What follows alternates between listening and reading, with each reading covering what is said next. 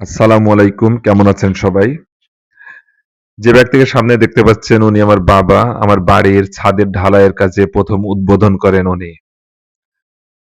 যাই হোক এই ভিডিওটা মোটামুটি অক্টোবর মাসের ৮ তারিখে মেবি।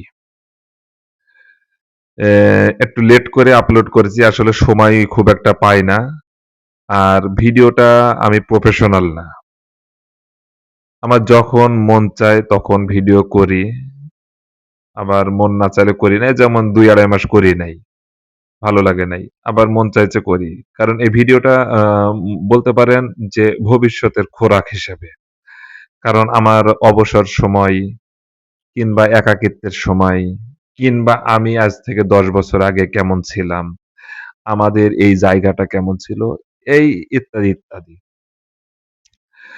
যাই হোক আ এখানে অনেকগুলো মানুষ আছে।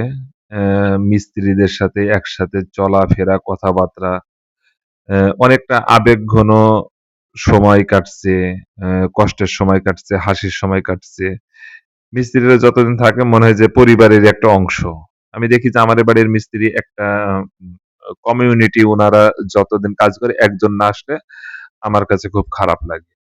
আবার মিস্ত্রিদের সাথে যদি আমার মনোমালিন্য কিংবা ২ টা কথা হয়ে যায় পরবর্তীতে খারাপ লাগে। তাদেরকে পরিবারের অংশ হিসাবে আমার মনে হয়।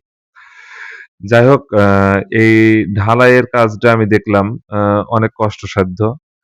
এখানে টুকিটাকি অনেক কাজ থাকে। যেগুলো খুব পুঙ্খানুপুঙ্খরূপে ওইগুলো পরিচালনা করতে হয়। না হলে এখানে সমস্যা আ দেখা দেয়। এখানে আমি দেখলাম যে সকাল থেকে শুরু করে সন্ধ্যা পর্যন্ত ঢালাই চলতেছে। এই যে ইলেকট্রিশিয়ানের ব্যক্তিরা ইলেকট্রিশিয়ানের কাজ করতেছে। ওইখানে এখন আমরা নিচে যে ঢালাইয়ের যে ম্যা মেশিনটা, এই যে সিমেন্ট, বালি, খোয়া একেকটা জায়গায় একেকটা। এইটার একটা আ মিশ্রণ আছে। এই মিশ্রণটাও অনেক কিছু। আমার নমামা চলে আসছে। উনি অ্যা খুব পোলাইট এবং আমাদের সাথে তার খুব সৌহার্দ্যপূর্ণ ব্যবহার, চলাফেরা সবকিছুই। আমি দেখছি ছোটবেলা থেকে আমার মামা আমাদের সাথে খুব স্নেহ নিয়ে এবং আ মানে তার চলাফেরা মামা-ভাগ্নের যে সম্পর্ক, সেইটা পরিপূর্ণ তার ভেতরে পাওয়া যায়। আমাদের ছাদের ঢালাই প্রায় শেষ পর্যায়ে। পরবর্তী আপনাদের জানাবো। দোয়া করবেন সবাই। আল্লাহ হাফেজ।